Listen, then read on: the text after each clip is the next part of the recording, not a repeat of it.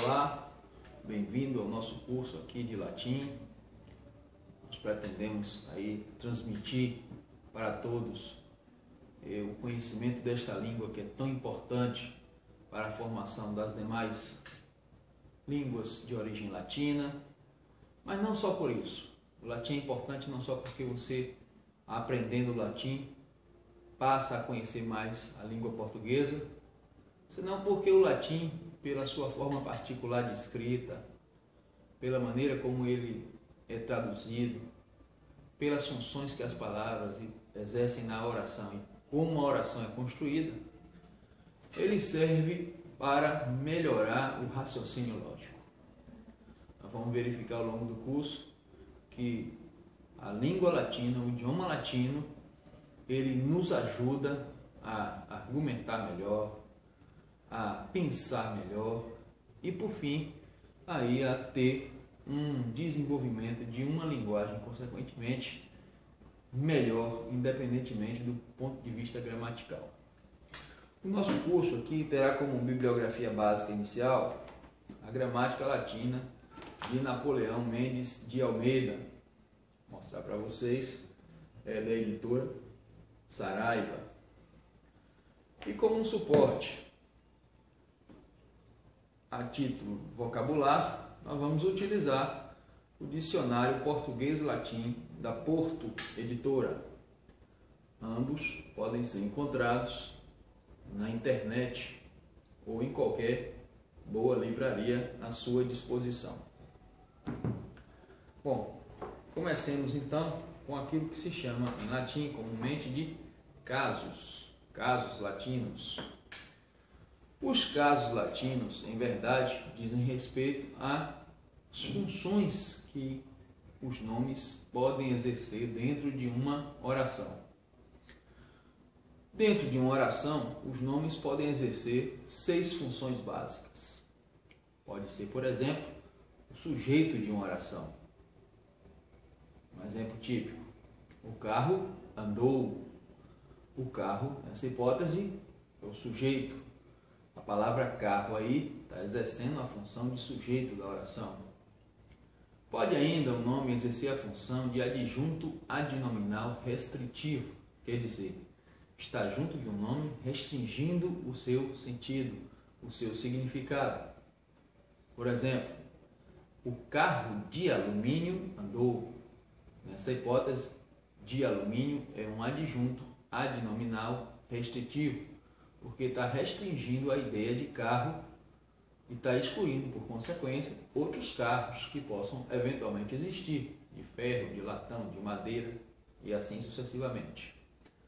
A palavra ainda pode exercer a função, dentro de uma oração, de objeto direto. Objeto direto. Por exemplo, ele deu o carro à mãe. O carro, nessa hipótese, não está exercendo a função de sujeito, e sim de objeto direto. Quem dá alguma coisa. A palavra também pode exercer a função de objeto indireto. Por exemplo, ele deu um veículo ao pai.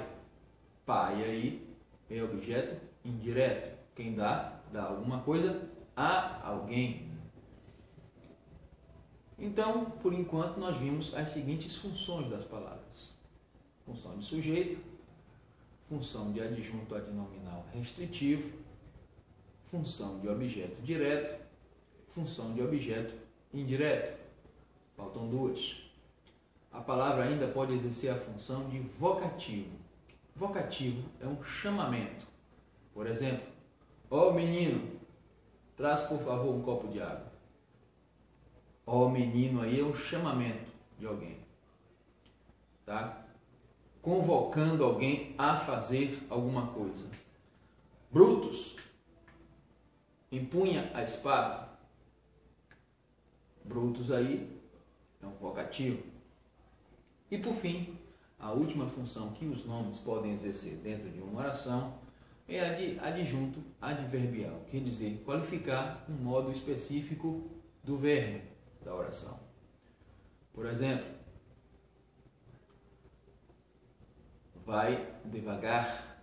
Devagar, nessa hipótese, está sendo um adjunto adnominal. É o modo como você deve ir. Conforme a função que as palavras podem exercer dentro das orações, elas designarão cada um dos casos latinos. Assim, se a palavra exerce a função, por exemplo, de sujeito, o caso latino aí que estamos diante é o caso nominativo. Então, o caso nominativo é o caso onde se estuda todas as hipóteses em que os nomes aparecem exercendo a função de sujeito. Se a palavra, por outro lado, aparece exercendo uma função vocativa de chamamento, nós estaremos diante do caso do mesmo nome, caso vocativo em latino, caso vocativo latino, quando se trata de um chamamento. Se a palavra, ao contrário, exerce a função de um adjunto adnominal restritivo, estaremos diante do caso genitivo. Na hipótese que eu falei, carro de alumínio, o de alumínio aí seria, se tivesse essa frase em latim, um nome que viria no caso genitivo. Se a palavra tivesse que exercer a função de objeto indireto, seria o caso dativo em latim. Se a palavra tivesse que exercer a função de adjunto adverbial, seria o caso ablativo. E por último, se a palavra tivesse que exercer a função de objeto direto, nós teríamos o caso acusativo.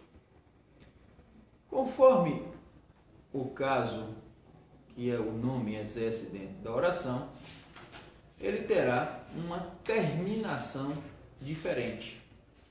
As diferentes terminações dos nomes em latim servem exatamente para indicar qual é a função de cada palavra dentro da oração.